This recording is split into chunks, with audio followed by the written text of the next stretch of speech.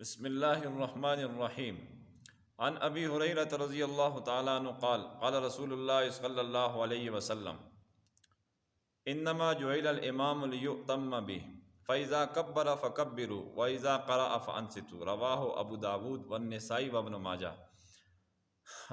ابو ہریرہ رضی اللہ تعالیٰ عنہ فرماتے ہیں کہ نبی کریم صلی اللہ علیہ وسلم نے ارشاد فرمایا کہ امام کو اس لیے مقرر کیا جاتا ہے تاکہ اس کی پیروی کی جائے، لہٰذا جب وہ تکبیر کہے یعنی اللہ اکبر کہے تو تم بھی اللہ اکبر کہو، اور جب وہ قرات کرے تو تم خاموش ہو کر کان لگا کر یعنی غور سے سنو۔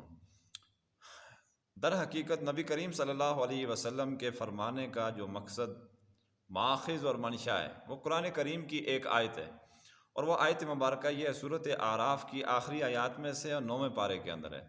وَإِذَا قُرِئَ الْقُرْآنُ فَاسْتَمِعُوا لَهُ وَأَنصِتُوا لَعَلَّكُمْ تُرْحَمُونَ۔ اللہ تعالیٰ ارشاد فرماتے ہیں کہ جب قرآن کریم پڑھا جائے تو غور سے سنو اور خاموش رہا کرو تاکہ تم پر رحمت نازل کیجیے، تاکہ تم رحم کے قابل ہو جاؤ۔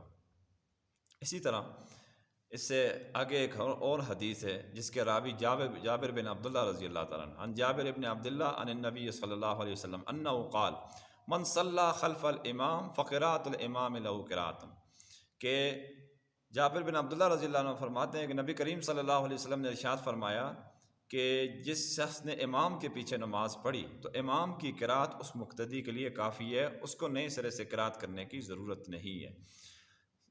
تو یہ حدیث مبارکہ کے بالکل شروع کے جو الفاظ ہیں وہ دیکھنے کے ہیں، نوٹ کرنے کے ہیں، وہ سمجھنے کے ہیں، وہ یہ انما جعل الامام لیؤتم بہ، امام کو اس لیے امام بنایا جاتا ہے کہ تاکہ اس کی پیروی کیجیے۔ اسی لیے تو شریعت کے اندر یہ شرائط ہیں، اس کے کپڑے صاف ہوں، اچھا اس کا چہرہ اچھا ہو، اور وہ متشرع ہو، شریعت کے مطابق ہو، اچھا اس کی قرات اچھی ہو، اس کا علم زیادہ ہو، اس کا تقوی زیادہ ہو، اور وہ متبع سنت ہو مکمل طور پر۔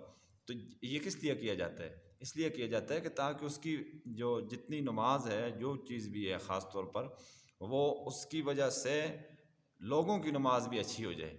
تو لہٰذا قرات کی شرط بھی اس کے اندر ہے کہ اس کی قرات بھی اچھی ہونی چاہیے۔ تو امام کو امام اس لیے مقرر کیا جاتا ہے کہ تاکہ اس کی پیروی کیجیے۔ اگر پیچھے بھی قرات کی جائے اس کے پیچھے تو پھر امام کو امام بنانے کا کیا فائدہ ہوا؟ ہر بندہ اس بات کو غور سے سمجھے۔ وآخر دعوانا ان الحمد للہ رب العالمین۔